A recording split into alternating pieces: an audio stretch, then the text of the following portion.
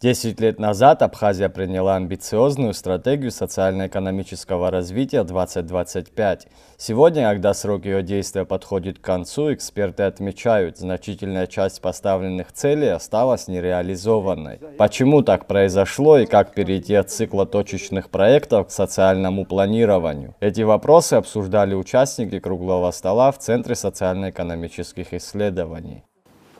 Осознание важности и необходимости внутреннего, то есть социального самоопределения, повторяю, нет еще в нашем обществе, даже в его элитных кругах. Предпочитая заниматься инициативной тематикой, представители научного сообщества стараются абстрагироваться от текущих в обществе реалий и отдавать их на откуп политическим кругам, которым в наших условиях не до науки. Правда, политически мы самоопределились, как выше отмечалось, но это, как показывает практика, оказалось недостаточно. По существу политика – это инструмент социального самоопределения общества. Между тем, мы до сих пор не знаем, в каком обществе живем и какое общество собираемся строить. Социально ориентированное, как в советское время, или же ориентированное на капитализацию жизни. На эти вопросы нет у нас пока ответа. По мнению авторов программы, республика столкнулась с новыми вызовами – демографическим, экономическим, культурным, а общество с кризисом самоидентификации. Согласно опросам, проведенным на этапе подготовки стратегии еще в 2014 году, 62% граждан оценивали экономику как неудовлетворительную, а треть населения называла главной проблемой коррупцию. Эксперты уверены, решения должны быть комплексными.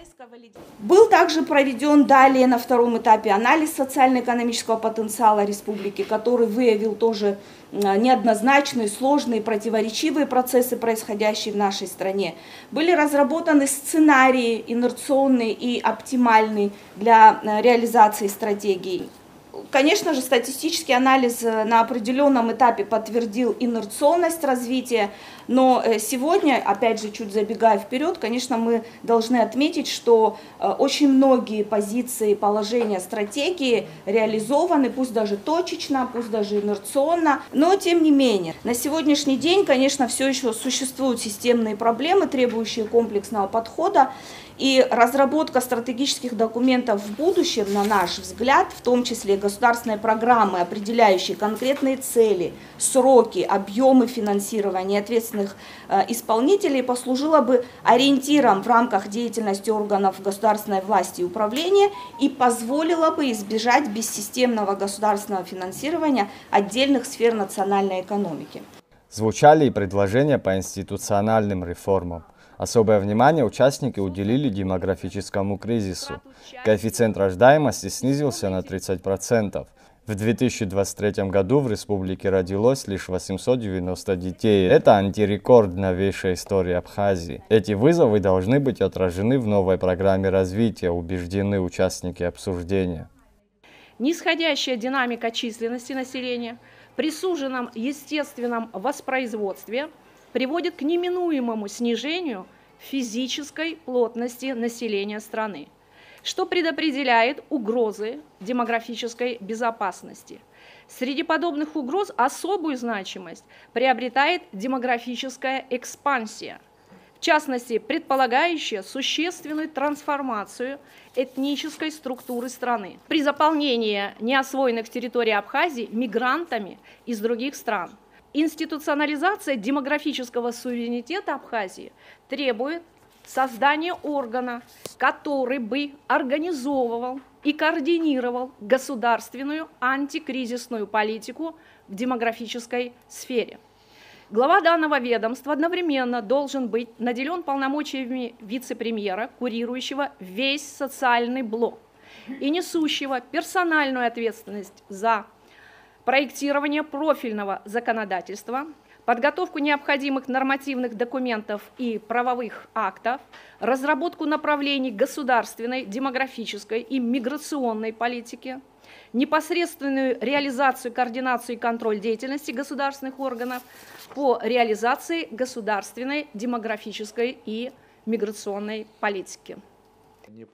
Начальник управления лечебно-профилактической помощи Минздрава Батал Каца отметил успехи в медицине, включая запуск программы ЭКО совместно с Комитетом по репатриации. Однако он подчеркнул острую нехватку узких специалистов и необходимость централизации системы здравоохранения.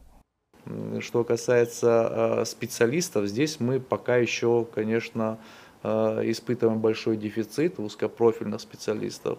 Но, тем не менее, рассчитываем на то, что те студенты, аспиранты, которые учатся в данный момент, а их более 80 человек, которых оплачивает Министерство здравоохранения, надеемся на то, что они приедут и определенные ниши заполнят в том числе.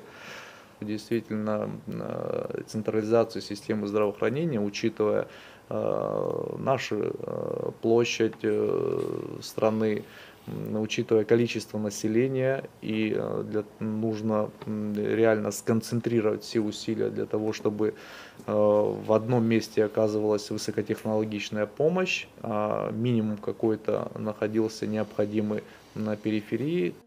Экономическая ситуация также далека от стабильной. Теневая экономика, мифы об эффективной социальной модели – все это проблемы, которые требуют немедленного решения, считает экономист Хатуна Шатипа. Управленцы высшего звена, пользуясь отсутствием нормативных актов об оценке эффективности их деятельности и закона о государственной службе, начали апеллировать ошибочными, на мой взгляд, иногда мифическими тезисами о достижениях эффективности. Таким первым тезисом является: в Абхазии выработана эффективная, социально ориентированная рыночная модель. Рассмотрим это на примере реализации стратегии. Экономические показатели, ВВП, экспорт, импорт, розничный товарооборот, они приближаются к оптимальному. Некоторые даже превысили, например, объем промышленной продукции и собственные доходы. Но совсем противоположная картина, как вы видите, по социально-демографическим показателям. Там показатели некоторые ниже даже, чем инерционный прогноз. Это численность населения, численность занятых в экономике меньше, чем инерционные, на 14 тысяч человек. Заработная плата меньше, чем оптимальные прогнозы, на 5 тысяч рублей. Но если к этому еще и добавим, что абхазская пенсия составляет всего 4 тысячи рублей, то такие данные однозначно противоречат тезису социально ориентированной модели. Это во-первых. А во-вторых, эта модель не отвечает и даже не генерирует основные вопросы, что, как и для кого производить. Тем не менее, отмечались и позитивные тенденции. Вступивший в этом году в силу закон о стратегическом планировании дает шанс скорректировать курс и перейти к программно-целевому управлению. Согласно положениям этого закона, стратегическое планирование представляет собой деятельность по целеполаганию, прогнозированию, планированию и программированию социально-экономического развития республики и ее районов посредством обеспечения национальной безопасности. Что позволяет нам стратегическое планирование в госуправлении? Оно позволит использовать конкурентные преимущества территории, выявить потенциальные точки роста, развитие которых приведет к положительным результатам, а также направить имеющиеся ресурсы на наиболее приоритетные направления развития. Участники круглого стола обсудили и вопросы правовой гармонизации с Российской Федерацией. По мнению правозащитников, процесс идет, но требует более системного подхода и создания единой правовой платформы. Ключевым элементом юридической стратегии Абхазии становится тесная кооперация с российским правовым пространством. И следующие направления становятся первоочередными.